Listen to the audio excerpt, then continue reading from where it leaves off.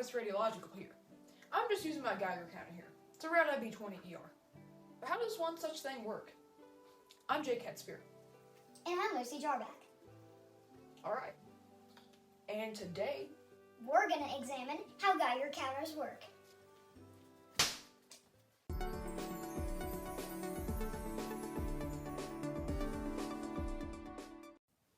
maybe you're lucky enough to have seen our recent video where we opened up a Radii G2010 and replaced the GM tube.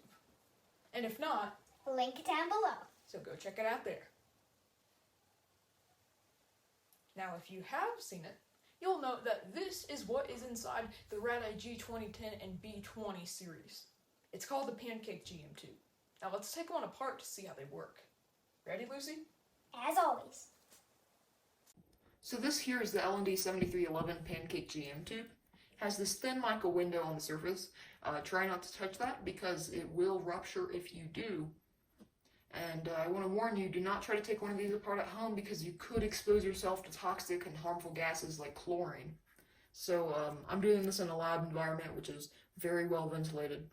So as I remove this thin mica window that allows off particles through, chlorine and argon gas will escape from the tube.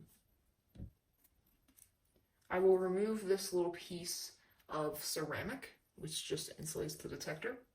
And you can see this metal grid right here. Normally, voltage cannot flow between the metal pieces because of the inert argon or neon gas inside the detector. But when radiation sparks it, it creates a little lightning bolt, which can be sent out here and to the readout unit.